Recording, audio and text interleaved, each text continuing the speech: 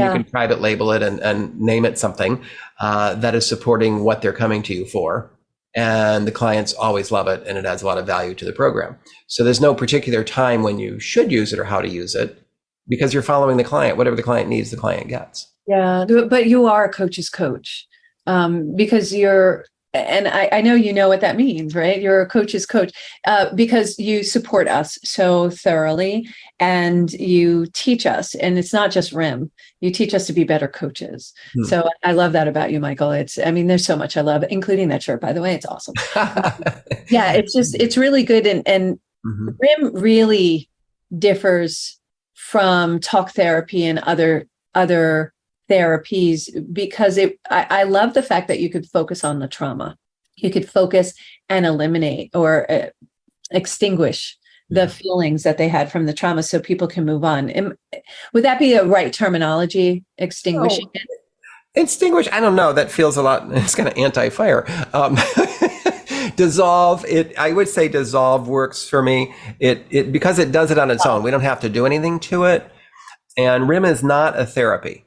It is very therapeutic. The therapists that I've trained in RIM will have been trained in EMDR and RRT and ART and the whole alphabet soup and internal family systems, IFS, all of that. And they come to love RIM. And I'm not trained in all of those things. No one is trained in all of them. But in the 140 plus therapists and coaches that I've trained, they're trained in over 100 modalities that I've had people compare with, and they all seem to find RIM as their favorite go-to, because it's the only one that they don't have to know what the issue is, and they don't have to know what the client needs, that they help the client tap into that resourcing from elsewhere, from inside, and they move faster and quicker and on the right issue. So yeah. How does that differ from somatic healing? Well, so we blend some skills from somatic work, from somatic therapy, as RIM has roots there. It's the degree to which the client leads it. So we're not just body sensing to move into it and then ask, if I ask you a question of, well, what would that, lump in your throat want to say? Well, now I'm back to asking your thinking mind to provide an answer that it doesn't have access to the correct answer. It is subject to judgment, subject to being wrong. It's worried about that. It's thinking. And we've gone out of the body now into the thinking mind. It's like this is the challenge. As much as I love the art of powerful questioning, every coach's best question is going to the thinking mind that has so little access to the data. Yeah. So how do we ask the body? Because when you're asking, you're talking to the thinker. Yeah. And so the way we have to move into the perspective of the other, whether that's a person or into the perspective of the physical, tangible form we imagine, we have to move into it and speak as it, and everything changes. That's a simple shift from asking a client a question, to having them be in that embodied form that showed up and speak as it, and they always give a different answer. Well, there's no judgment to that, because now it's no longer you. That's right. It's whatever that thing is, right? So that's moving through. I also love that, and I'm so impressed that University of Colorado did a lot of research and mapping, the brain, and talk about that a little bit, how you got involved with the university. And is that where Coco is? No, that's Dr. Deb's world. Coco's at UVU in Utah. So you're so cutting edge, Lorianne. This is not even published research yet. So I'm sneaking a little drip out here of little bits that I'm hearing about. It was kind of a surprise. So they're mapping what's happening in the brain during RIM sessions, and that it's matching what's mapping during psilocybin research. So I think we will soon have published research demonstrating that we are actually creating psychedelic like experiences in the brain just using imagination and just body sensing. So this is something you can do.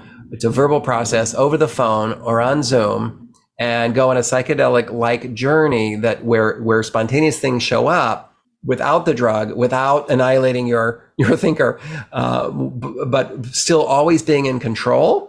And you can't do it wrong, and you get to be in charge. And you do this for an hour and a half, maybe, where, I've done a lot of ayahuasca journeys in Costa Rica, and it's, 3 to 5 hours, and very much not in control of anything or feeling that way. And it can be very scary. And I finally got to be not scared, Okay. But RIM is a whole lot easier and accessible.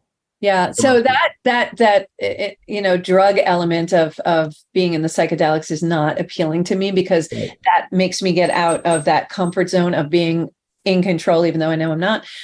Whereas this is very, it's a controlled, natural, calm. I'm going to use the term safe.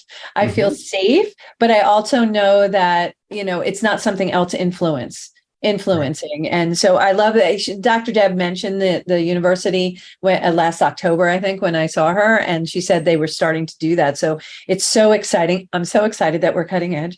But how that really helps in healing trauma, the RIM is helping, and how it's so different. I'm talk therapy has its place, but to me, I was always said, every time you bring something up, you give it life and vibration again. So by doing that is not necessarily a positive thing, and you just keep in that little wheel, that hamster wheel. Yeah. Whereas what you're doing is you're going in, you're visiting it, and you're making choices of what we want to do with this. Okay, now I know why I feel the way I do, why I have these belief systems that usually happen between 2 and I think it's 9. That's when that usually happens in us. We have these belief systems that we developed, and we have to go back in there and change those beliefs. We have the option of changing those beliefs so that we can move forward and no longer believe those beliefs, which are just thoughts we keep thinking over and over again, right? That's the definition. That's right. So I love the process, and it's just so rewarding. And I felt lighter, if that makes sense, when I was done with it. I felt lighter. The most common response is to feel freer and lighter are the 2 common words that I get more than anything else at the end of the session. And the other one was unstoppable. Like fear was gone. There was no fear. It was like, all right, I can do this. No problem. I felt like I had a tribe behind me too, that I know that I could always go back in and revisit, because I knew how effective it was. What else would benefit the form of RIM? What else? So we got trauma, we have emotional. I think the being open to, I think loving what is. And say loving what is. So, you've had the amazing benefit of being in workshops with me and seeing me facilitate and train and all of that, and facilitating RIM sessions. Now, I'm also a human being.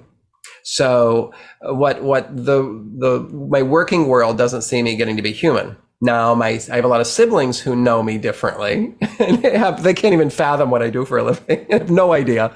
I used to say that to my brother. He was a colonel in the Air Force, and he would go scramble up, fly up, and he flew one of the test people for the stealth bomber. And I was like, wait, you're protecting my brother? You're protecting us? I'm not feeling very comfortable. So I get that. But you're very human when you teach, though. So I don't know if we haven't tapped into it, but maybe let's get the silly fun side. Right. Well, there's the silly fun side, and then there's the cranky, impatient, frustrated side, and all of that that we all get to be too, right? Sure. And I think the ugly of everybody, though, right? We all have that. Of course. And so one of the journeys I started about a little over a year ago, I started working on this idea and carrying this mantra in my head about loving what is, and I had a lot of fear around, I don't want to be the next Adyashanti, or I don't want to be the next Byron Katie. I don't know how to do that. I want to be able to function through my life the way, and so I want to learn to love what is, or move toward that. As I think I had a bit of fear of hesitancy around saying that I just want to love what is, because that would be I've learned that I end up getting everything I want. So we have to be very careful what we say out loud. And would that be okay to learn to actually love what is? It's huge. It's massive. And then I realized, can I learn to love suffering? Because that's what is a lot of times, or at least what we call suffering, but that would be our judging the suffering to decide that that's suffering. Who am I to say that that's suffering? I've already learned that, when I see people, what most people call suffering, I have learned that that's not suffering, that's healing. Yes. Well, anything that has been challenging in our lives end up being a resource for us in what we do. I don't know. Yes. But for what we've gone through in our past gave us the strength to do what we do today, becomes the gem of who we are today. Yes. And I think the day that I was doing that, I had been at a retreat center for a week, and I was doing, night after night of doing ayahuasca journeys and arguing with my friend the fire, and I hadn't seen any news in a couple of weeks, and the news that I had heard about 1,000 people died in some natural disaster in Afghanistan. I'm thinking that level of suffering. Well, cheer up, folks. You could use that to your advantage to help propel your career. It does not happen that way. How do we love that suffering? So I think anything is possible when we go inside and access the infinite resourcing we have available. And that's the power of what we can do. I think it reminds us to really appreciate and have gratitude for where we are and what we have. Yeah. So when you see massive suffering like that, it also equalizes where we are. I know getting through my transition, it was remembering that no matter what I was feeling, and I had to surrender to it, but remembering that there are other people out there with far worse situations than what I was going through, even though mine was massively challenging as well. Yes. There are other people suffering worse. And that's what got me up in the morning. That's what made me get up and it's like, suck it up, princess, let's go. And I mean that with love to myself, but it was like, come on, you have to do this. There's a purpose. There's a reason you have to go do this. Real quick, what types of retreats are you planning to host this coming year? Another RIM training retreat to teach the RIM technique to others who want to do it. I'll be doing that. A couple of writings retreats. A couple of yoga retreat. I'm partnering with someone to do a emotional healing yoga retreat for gay men over 50. I have a partner who has 25 published romance novels to help fiction writers. And so all kinds of fun things in there. So let's stay in touch. And anybody that's excited about any of this can find me and connect with me, email me. MichaelJKline.com. Yeah. Yeah. And where can they email you, Michael? Mike at MichaelJKline.com. And it's Kline. All the information will be below this radio show and podcast. And so you can find it below. So please reach out to Michael. He is amazing. Try at least one RIM session if you get a chance. It really is life-changing. And you're going to see, you don't need a lot of them, a couple of sessions, and you're on your way to your next step if you so choose. So Michael, you are a prince. Wonderful. I love what you do. Thank you for doing what you do in the world. We appreciate the fact that you put yourself there and unabatedly share what your knowledge is with this. So thank you for everything that you do. And thank you for being on the show today. My pleasure. Thanks for having me, Lorianne. My pleasure. And thank you all for joining us today on Healthy Lifestyle with Lorianne. I hope we earn the privilege of your time. If you're looking for us, look for us next Saturday, same time, same bat channel, for those who get that reference. Until next time, I am Lorianne. Play a higher role, serve a higher purpose, show up for you, and show up big. Have a great day.